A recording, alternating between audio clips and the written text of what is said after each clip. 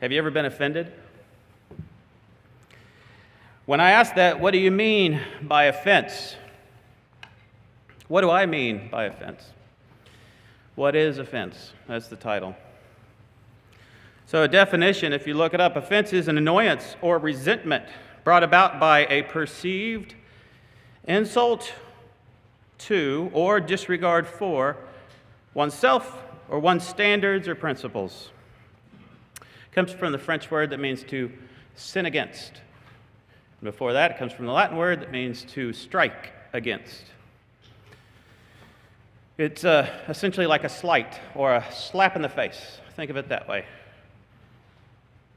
This is how most of us see it. They see the word offense, an escalation of division, essentially, between two parties, where both parties actually think the other one is at fault.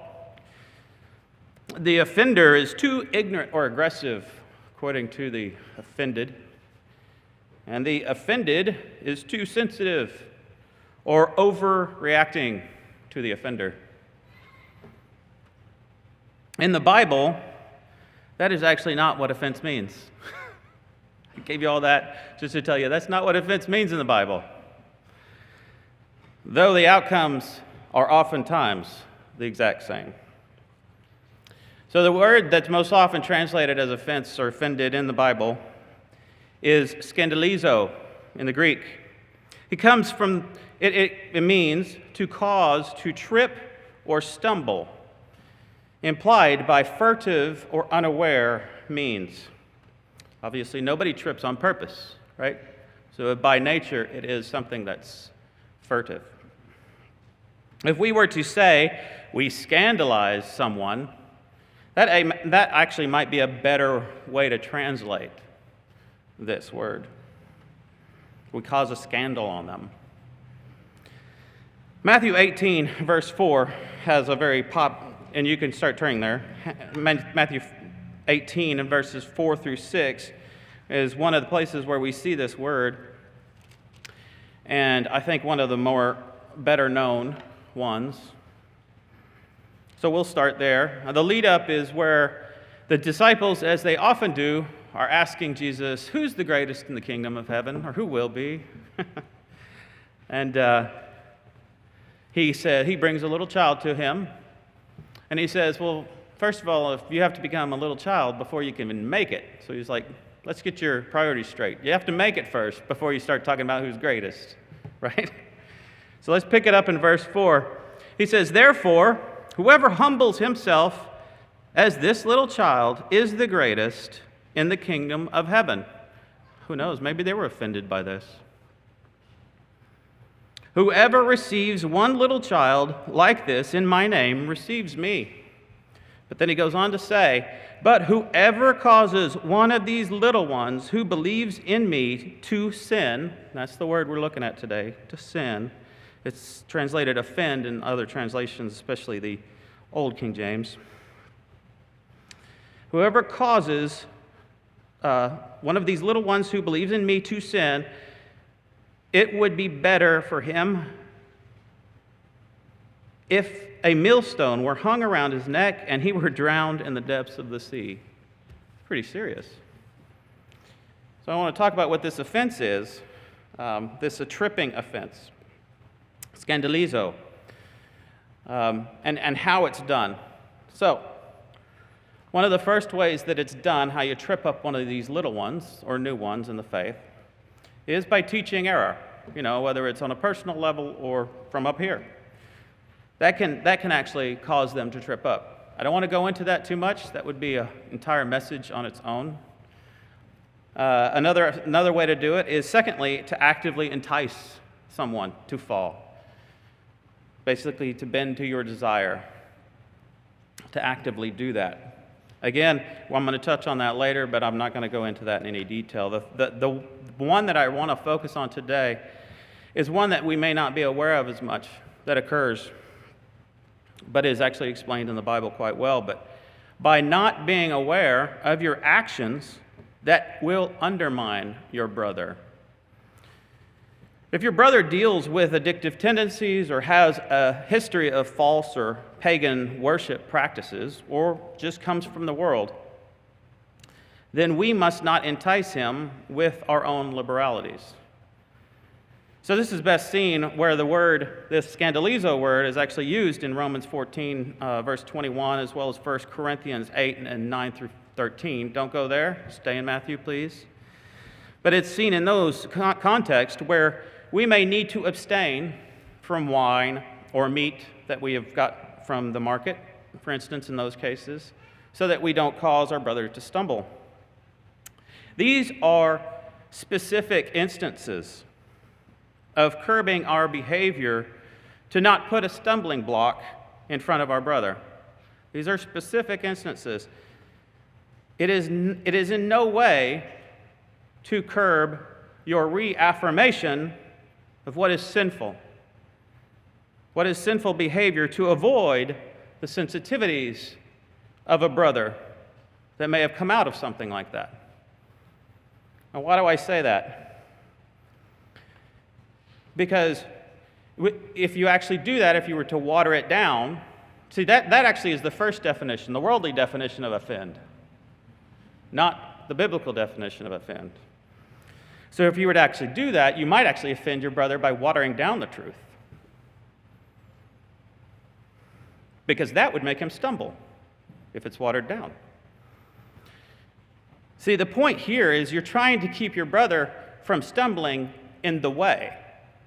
You're not trying to keep him from stumbling in the world's way. There's a big, significant difference. So additionally, as someone with some baggage from the world comes to a greater maturity and strength with your patience, those restraints may actually be lifted, but it requires an open dialogue to know when that time would be. So let's continue in Matthew 18 and verse 7. Matthew 18 and verse 7, it says, "Woe to the world because of offenses, for offenses must come, but woe to that man by whom the offenses come." So this word actually is the root word for scandalizo. It actually is scandalon, which means the actual object. It comes from the word of bent stick or tripping hazard set ahead in your path. So it's the actual object that you're tripped on. So this is actually something that Christ was called a stumbling stone or a rock of offense. So offense can be good if it's set to keep you from continuing on your worldly path, when you should be actually saying, nope, I need to get corrected, and go on the spiritual path, the path of God. So navigating these hazards is something we must do. We must navigate the hazards that are out in the world. We must be alert and ever watchful while on this path. We don't hide from the world, but we also don't go into it without skill either, so that we don't trip up. Human nature, too, is bent this way. Human nature can cause this offense, even within ourselves. Let's continue to see this in Matthew 18, and we'll read verses 8 and 9. It says, "If your hand or foot causes you to sin, cut it off and cast it from you. It is better for you to enter into life lame or maimed, rather than having 2 hands or 2 feet, to be cast into everlasting fire. And if your eye causes you to sin, pluck it out and cast it from you. It is better for you to enter into life with 1 eye, rather than have 2 eyes, and to be cast into hellfire." So just as with a brother's weakness, so before anybody starts lopping off body parts, that's not what this means. But just as our brother's weakness, we must take steps to remove those temptations that could cause us to fall, to remove those tripping hazards that could cause us to fall, and to cause others to fall with us, potentially. The world has many ways to trip us up, to scandalize us, but many more subtle ways as well. I don't really have time to go into those, but Jesus went through those, several of those, but I will sum them up. I'll sum them up for us today in this, that we have natural biases. We have natural biases that if you look at the words of Christ, he tells us that they actually uses this word, scandalizo, that actually trip us up. Biases for or against those that we may have grown up in the same region with. Those, we might have biases for the poor. We might have biases for the wealthy. We might have biases for the athletic, those that are educated. We might have biases for those of a certain cultural background. Maybe our own, maybe somebody else's that we admire.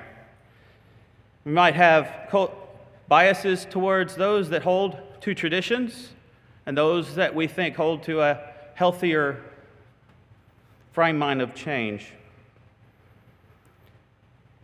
And we have biases. We can have biases. Sometimes these can really be deep, but we have biases for nepotism and elitism. These are stumbling blocks to truth.